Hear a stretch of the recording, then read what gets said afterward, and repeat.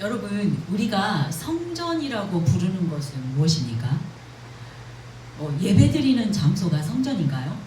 아니면 교회 예배당이 성전인가요?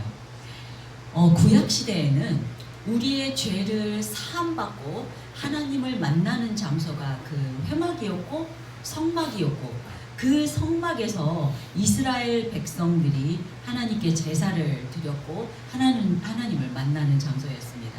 그러나 그 성막 안에 있는 지성소는 하나님이 임재하는 장소였기 때문에 아무나 함부로 들어갈 수가 없었고, 또 죄가 있는 상태로 그 지성소에 나아간다면 바로 죽임을 당하는 장소가 바로 지성소였습니다.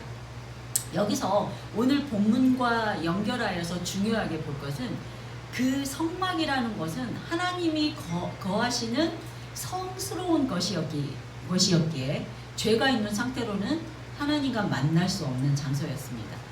그 성막 시대가 계속되어 오다가 솔로몬 왕이 하나님의 허락하에 예루살렘의 성전을 짓게 되었고, 그 이후부터는 그 예루살렘 성전에서 하나님을 만나고 또 하나님께 제사 드리는 곳이 되었습니다.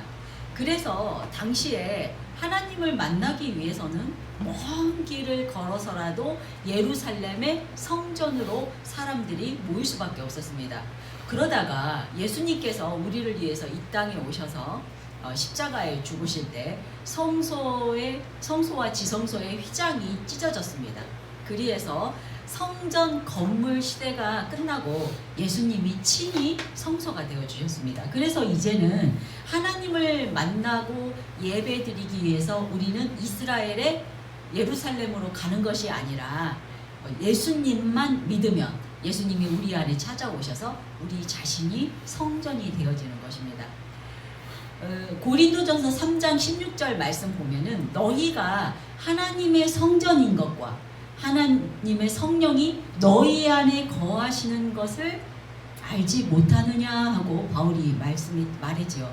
이제 성전은 건물이 아니라 하나님이 거하시는 바로 내가 성전이 되는 것입니다. 저와 여러분은 예수님을 믿고 있지요. 그러므로 우리 자신이 바로 성전이라는 뜻입니다. 그렇게 믿으시지요? 네, 아멘입니다.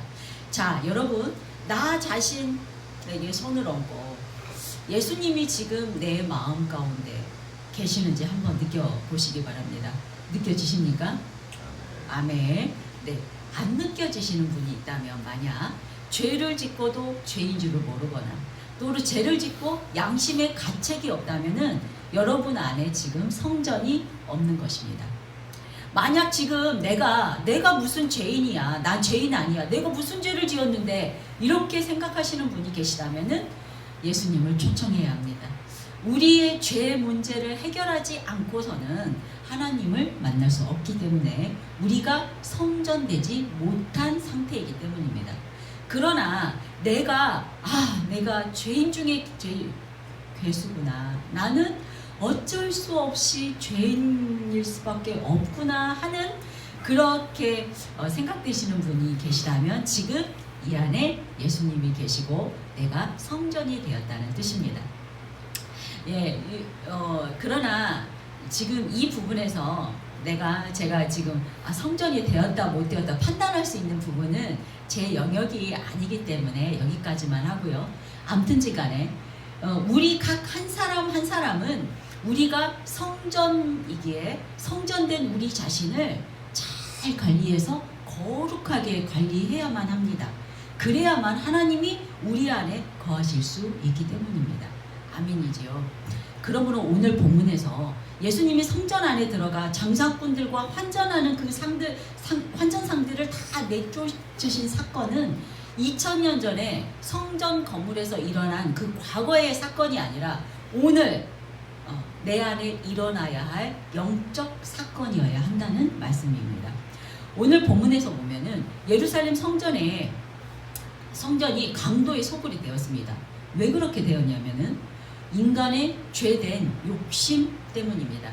당시의 종교 지도자들의 그 이권 다툼이 얼마나 컸냐면은 아주 컸기 때문에 대제사장직을 경련제로 사두개인과 바리새인 중에서 한 사람씩 돌아가면서 임명되었다고 할 정도로 그 성전에서의 이권 다툼이 아주 심했고 이 성전에서 들어오는 수입이 높았다는 뜻이 될 것입니다.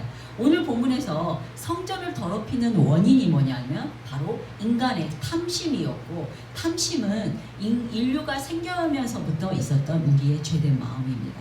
아담과 하와도 하나님과 같이 높아지고자 하는 그 욕심으로 인해서 죄를 짓게 된 것이지요.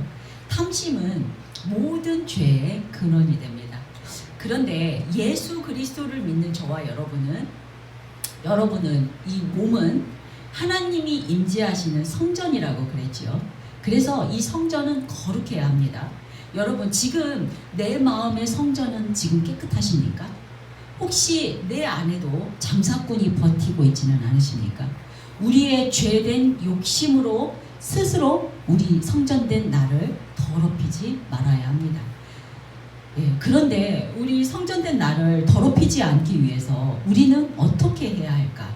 오늘의 말씀입니다. 죄로 더럽혀진 나를 어떻게 거룩하게 회복할 수 있을까요?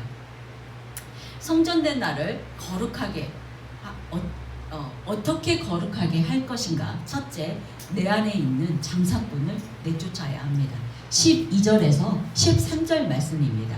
예수님께서 성전에 들어가셔서 제일 먼저 하는 것은 내쫓으시는 일이었습니다. 12절 말씀 제가 읽어드리겠습니다. 예수께서 성전에 들어가사 성전 안에서 매매하는 모든 사람들을 내쫓으시며 돈 바꾸는 사람들의 상과 비둘기 파는 사람들의 의자를 둘러 엎으시고. 마태 기자가 다른 복음서와는 달리 예루살렘에 예수님 입성 후 바로 성전으로 들어갔다고 기록하고 있습니다. 이렇게 기록한 이유는 왕으로 입성하신 예수님이 바로 성전으로 들어가신 이유가 예수님께서 성전의 주인 되신다는 것, 주인 되시는 바로 그 메시아라는 것을 강조하기 위해서라고 합니다.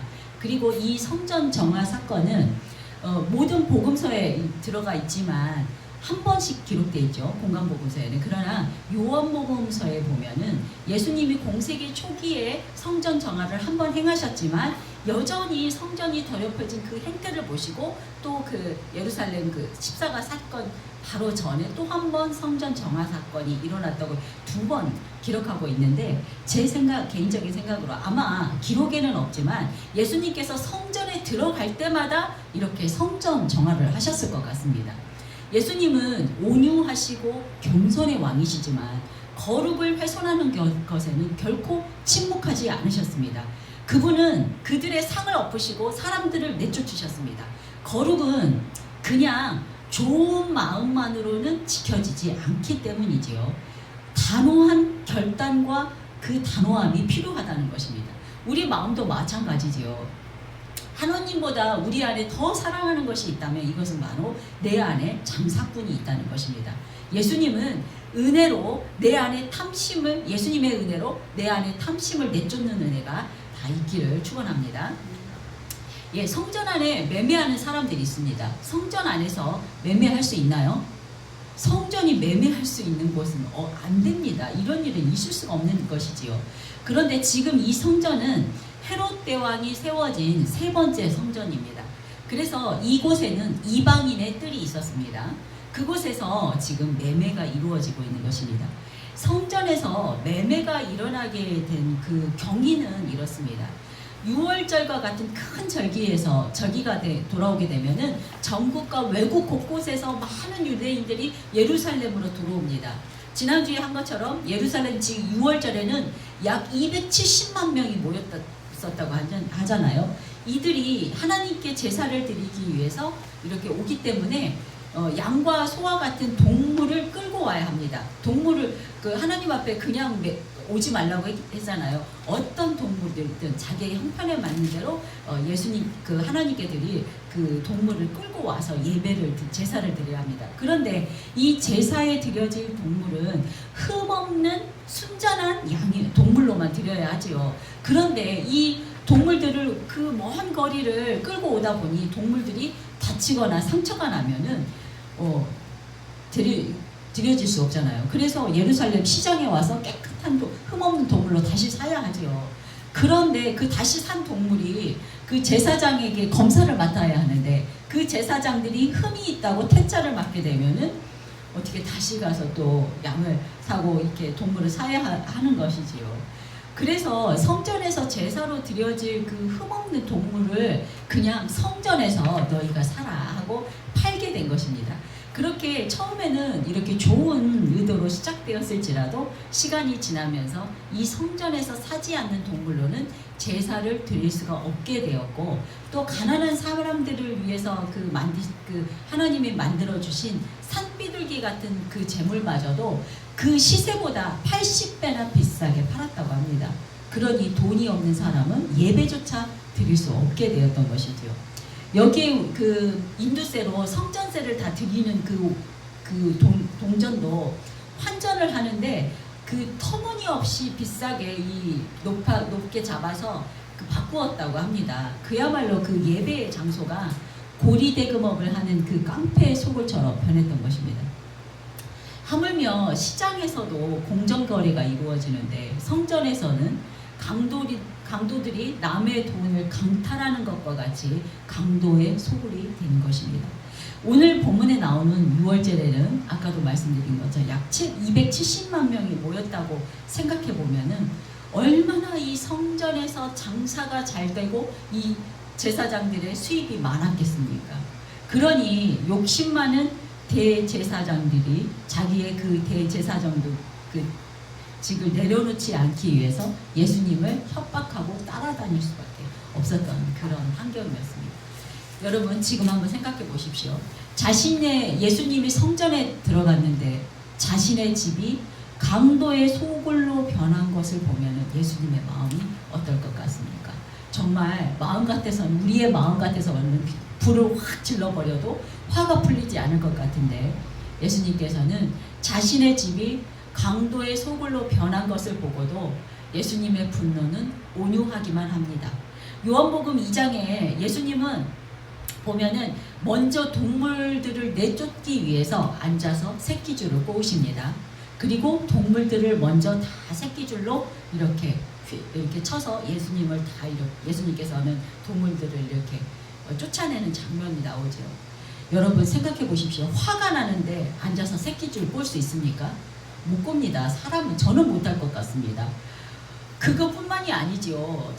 예수님께서는 상과 의자만 둘러엎고 사람들에는 만지지 않고 쫓아내기만 하는데, 저 같으면은 그 사람들 내 집을 강도의 소굴로 만들었는데 싸대기라도 그냥 붙여서 그냥 해도 풀리지 않고 사람들을 막 밀치고 그냥 의자로 막 이렇게 막 쫓아내도 때려도 분이 풀릴 것 같지 않은데, 예수님께서는 그들에게 매매하는 사람들에게 손을 대지 않으시고 참 정작게 그분들을 쫓아내기만 하고 상을 불러얻기만 합니다.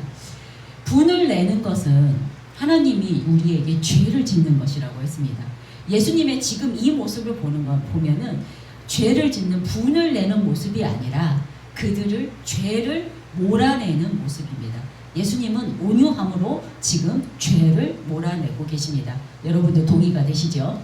예수님께서는 이렇게 성전을 둘러엎으시는 이유가 13절에 나옵니다. 그들에게 이르시되 기록된 바 내 집은 기도하는 집이라 일컬음을 받으리라 하였거늘 너희는 강도의 소굴을 만드는도다 하시니라. 아멘. 내 집은 만민의 기도하는 집이라. 이사야 56장에 있는 말씀을 인용하신 것입니다. 성전은 기도하는 것이고 하나님과 만나 교제하는 곳인데 악덕 상행위로 시장보다 더 복잡되고 있습니다. 여기서 예수님께서 말씀하고 싶으신 것은 상인들이 폭리를 취하는 것을 상인들처럼 폭리를 취하는 것이 비판하는 것이 아니라 성전의 근본적인 의미를 깨닫지 못하는 것이 더 안타까웠던 것입니다. 예수님이 진정으로 원하는 것은 성전에서 하나님과의 진정한 만남이라는 그 목적을 잃어버린 그 이스라엘에게 성전의 진정한 의미를 말씀하고 싶으셨던 것입니다. 이 자리에 계신 여러분은 성전의 진정한 의미를 잃어버리지 않기를 소망합니다. 이 성전의 뜰, 이방인의 뜰에서는 제사에 필요한 제물과 환전이 이루어지는 곳이었습니다. 원래는 순례자들의 편의를 위해서 그 이방인의 뜰을 만들고 시작된 일이었지만 시간이 흐르면서 탐욕과 불의로 물들어갔던 것이지요. 기도의 자리가 돈의 자리가 되고 은혜의 공간이 거리의 장터로 변질된 것입니다. 오늘날 우리의 마음속에도 이럴 수 있습니다. 신앙생활을 통해서 내가 무엇인가를 더 얻으려는 그 계산적인 태도가 우리 성전 안에 들어오고 또 하나님만을 예배한다고 하면서도 사람들에게 인정을 받으려고 하고 칭찬을 받으려는 그 나를 더 높이려는 마음이 더 많이 생겨나는 그런 변질된 마음이 생겼다는 걸 수 있습니다. 이것은 우리 안에 기도와 말씀과 예배의 자리가 우리 성전 안에 내 마음 가운데 생겨야 되는데 내 마음 가운데 세상 염려와 탐심과 또 나는 뭔가를 차지하려는 그런 마음이 지금 성전된 내 마음 안에 차지하게 된 상태라는 뜻입니다. 거룩의 시작은 이러한 마음들을 제거하고 내쫓는 것이 바로 첫 번째라는 것입니다. 네, 불순한 것을 놔둔 채로는 거룩해질 수가 없습니다. 오늘 본문에서 장사꾼들을 예수님께서 내쫓으신 것처럼 거룩의 이 첫 걸음은 내 안에 장사꾼을 예수님의 이름으로 내쫓는 회개입니다. 내 안에 욕심과 불순한 동기를 주님 앞에 드러내놓고 내쫓아내야 합니다. 회개해야 합니다. 네, 주님의 은혜로 내 안에 불순물을 내쫓는 은혜가 있기를 축원합니다. 아멘. 성전된 나는 어떻게 거룩하게 될 것인가? 두 번째, 예수님을 초청하여 치유받아야 합니다. 다른 말로는 은혜로 채워야 한다는 말입니다. 14절 말씀, 맹인과 저는 자들이 성전에서 예수께 나오매 고쳐주시니. 아멘. 성전에서 장사꾼들이 떠나자 맹인과 저는 자들이 들어오기에 예수님께서는 그들을 고쳐주십니다. 비워진 자리를 은혜로 채우지 않으면 다시 세상의 것들이 들어오게 됩니다. 회개가 첫 번째이고 은혜로 채움은 바로 두 번째 단계입니다.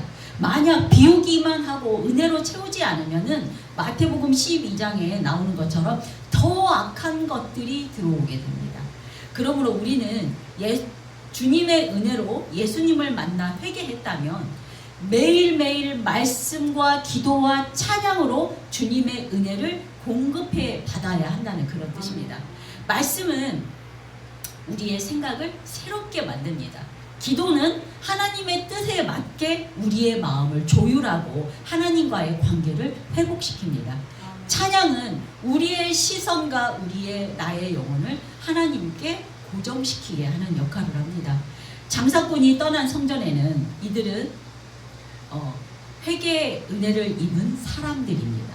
이들은 반드시 회복과 은혜로 채워져야 합니다. 우리의 마음, 우리의 성전도 회개로 비워진 자리입니다. 그 다음에는 예수님의 말씀과 은혜가 들어와야 참된 거룩이 이루어짐을 믿으시기 바랍니다.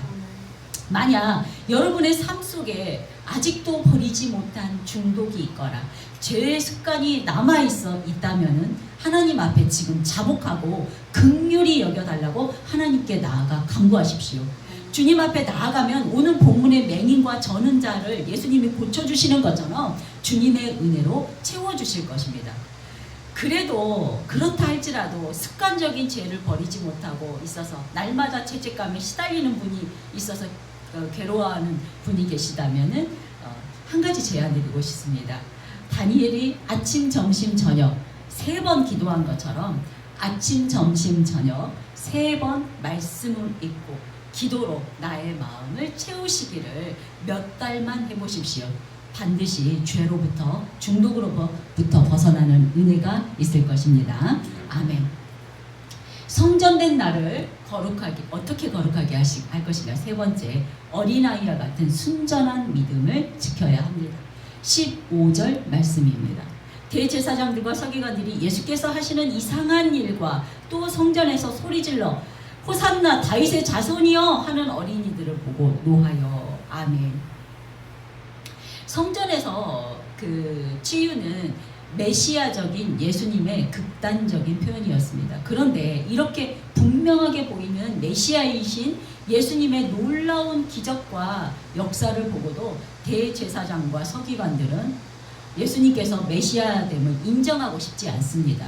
예수님께서 하시는 일은 그냥 이상한 일로 봅니다. 그리고 어린아이들이 예수님을 계속해서 호산나 다윗의 자손이여 하고 칭송하고 있는 장면을 보자 그들은 어린아이들이 호산나 다윗의 자손이여 이 칭송하는 말은 메시아임을 인정하는 말이기 때문에 그 말에 분노하고 있습니다. 그래서 예수님께 쫓아와 따지고 있는 것입니다. 16절입니다. 예수께 말하되 그들이 하는 말을 듣느냐? 예수께서 이르시되 그렇다. 어린아이와 젖먹이들의 입에서 나오는 찬미를 온전하게 하셨나이다 함을 너희가 읽어본 일이 없느냐 하시고 그들이 하는 말을 듣느냐 이렇게 대제사장들이 따지는 말을 직역해보면 이렇습니다. 예수야 다윗의 자손이라는 말은 메시아라는 말인데 어린아이들이 이렇게 말하는 것을 그냥 내버려 두느냐? 어린아이들을 혼내서 그렇게 말하지 못하게 해야지 이런 뜻입니다. 이들이 예수님을 메시아로 인정하지 않았기 때문에 이렇게 칭송을 받는 것은 신성모독이라고 생각했기 때문이지요. 그러자 예수님의 대답은 뭐라고 하냐면 그렇다. 내가 바로 그 칭송받아야 할 메시아가 맞다라고 말씀하시는 것입니다. 여기에 예수님의 대답은 정말 놀랍지요. 그런 어린아이와 젖먹이들의 입에서 나오는 찬미를 온전케 하셨나이다. 이 말씀은 시편 8편 2절을 인용한 말인데요. 어린아이와 젖먹이의 입에서 나오는 찬미를 온전케 하셨다. 이 구절입니다. 그 당시 어린아이들은 온전한 사람으로 취급되지도 못한 그런 시대였는데 이 어린아이와 젖먹이들과 같이 아주 부족하고 연약한 이들의 찬양을 온전한 온전한 찬양일지라도 만물의 창조주에 인해서 온전하게 된다는 그런 말입니다. 예수님이야말로 우리의 연약하고 부족한 찬양일지라도 온전하게 하여서 찬양 받으시는 분이시다는 그런 말씀입니다. 그러므로 우리의 할 일은 그저 어린아이와 같이 순수하게 주님만을 찬양해야 한다는 그런 말씀입니다. 예, 하나님이 기뻐하시는 것은 계산된 찬송이 아니라 순전한 믿음이기 때문입니다. 예, 우리의 부족한 찬송일지라도 순수한 믿음만 있다면 주님께서 온전하게 받아주시는 줄 믿으시기 바랍니다. 이렇듯 우리의 거룩은 어떤 복잡한 교리나 계산된 그런 이론보다도 하나님을 향한 순수한 마음에서 지켜진다는 것입니다. 예, 신앙생활을 오래 할수록 우리에게는 영적 노하우가 쌓일 수는 있겠지요. 그러나 그 과정에서 계산적이 되고 또 처음에 순수함을 잃어버릴 수 있습니다.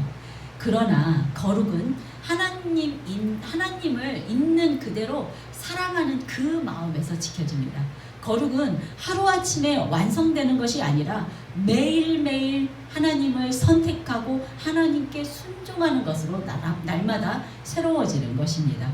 그러므로 거룩한 성전으로 우리가 살아가기 위해서는 매일의 삶에서 하나님을 신뢰하며 기뻐하고 순전한 믿음을 지키는 것이 내 마음의 성전은 지키는 것임을 믿으시고 끝까지 지켜내시기를 부탁드립니다. 그렇지 않으면 예수님께서는 나를 떠나갈 것이기 때문입니다. 17절 말씀입니다. 그들을 떠나 성 밖으로 베다니에 가서 거기에 유하시니라. 아멘. 성전에서의 이 모든 일들과 대제사장과 서기관들의 논쟁을 더 이상 하지 않으시고 그들을 떠납니다. 여기에 떠나다에 해당하는 헬라어 카탈리포는 사람이나 장소에서 떠난다는 그 말이 맞는데요. 여기에서 그들을 떠난다고 하지요. 여기에 쓰인 그 떠나다의 그 단어의 의미는 뭐냐면은 사람을 떠날 때 그냥 물리적으로 떠나는 것이 아니라 그 사람과의 완전한 단절을 의미한다는 그런 단어입니다. 그러므로 대제사장과 서기관을 떠났다는 표현은 단순한 의미의 그 떠나다는 그 의미를 넘어서 그들과의 완전한 단절을 의미합니다. 예수님께서는 더 이상 그들과 어떠한 인격적인 관계도 원하지 않으신다는 말이 되겠습니다. 대제사장들과 서기관들은 예수님을 그동안 수없이 몇 번을 만났을지라도 예수님을 알아보지 못하고 회개하지 않았기에 결국은 예수님께서 그들을 떠나게 되는 것입니다. 인격적으로 더 이상 관계하지 않으셨다는 뜻입니다. 그렇습니다. 성전을 더럽힌 그 대제사장과 서기관들처럼 만약 저와 여러분도 회개하지 않고 거룩함을 지켜내지 못한다면 예수님께서 우리를 떠나신다는 그런 뜻입니다. 예수님께서 성전된 나를 떠나지 않도록 거룩함을 지켜야 하겠습니다. 네, 날마다 깨어 있으므로 순전하게 거룩한 성전을 지켜내시기를 축원합니다. 네, 정리하겠습니다. 저와 여러분의 몸은 하나님의 성전입니다. 하나님이 거하시는 성전은 거룩해야 합니다. 그러므로 우리의 성전된 내가 거룩을 회복하기 위해서 먼저는 내 안에 있는 장사꾼을 내쫓아야 합니다. 그러나 내 안에 탐심을 버려야 하는데 이것이 내 마음대로 안 되는 것이 또한 문제지요. 그렇기에 예수님이 우리를 찾아와 주셔야만 합니다. 그래서 하나님께서 강권하여 우리를 고난 가운데로 이끄실 때가 바로 복이라는 뜻입니다. 이때가 예수님 하나님을 만날 만한 때인 것입니다. 병자와 어린아이와 같이 약하고 낮아질 수밖에 없는 그런 현실이 복된 환경이라는 것입니다. 우리가 너무나 가난해서 스스로 벗어날 수 없기 때문에 겸손할 수밖에 없는 환경이 되고, 병이 들어서 나 스스로 나을 수 없기 때문에 겸손할 수밖에 없는 현실에 감사해야 한다는 뜻입니다. 그때 예수님은 먼저 우리를 찾아와 주셔서 우리를 회개의 은혜로 우리를 깨끗게 해주실 것입니다. 그 다음은 매일매일 예배, 기도, 말씀으로 하나님의 은혜를 우리 안에 채워야 합니다. 그러나 이러한 노력을 한다고 하더라도 우리 스스로 경건하고 거룩해지는 것은 아닙니다. 이렇게 한다 해도 우리에게는 나를 거룩하게 할 만한 힘과 능력이 내게는 없습니다. 그렇게 오늘 맹인과 저는 자처럼 하나님의 긍휼과 자비를 바라보면서 계속해서 나아올 수밖에 없는 것이 우리의 현실입니다. 그렇더라도 날마다 예수님께 나아오며 긍휼을 구한다면은 우리 사랑의 예수님은 나를 고쳐주시고 나의 연약함을 온전하게 해주실 것입니다.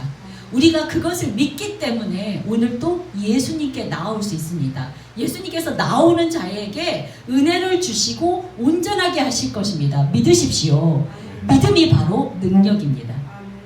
마지막으로 예수님을 처음 만났던 그 순전한 믿음, 어린아이와 같은 순수한 믿음으로 하나님을 찬양해야 합니다. 이 어린아이의 이런 믿음이 바로 하나님이 기뻐하시는 거룩의 모습입니다. 그럴 때 우리는 하나님이 기뻐하시는 거룩한 성전으로 세상 속에 빛과 소금의 역할을 감당하게 될 것입니다. 그럴 때 우리는 거룩한 성전된 나로 하나님이 기뻐하는 처소로 서서 이 땅에서 거룩한 성전으로 살아가게 될 것입니다. 주님의 은혜가 저와 여러분에게 있기를 주님의 이름으로 축원합니다. 오늘 말씀을 생각하면서 거룩한 성전된 나로 살기를 결단하며 기도드리겠습니다. 기도하시겠습니다. 하나님 감사합니다.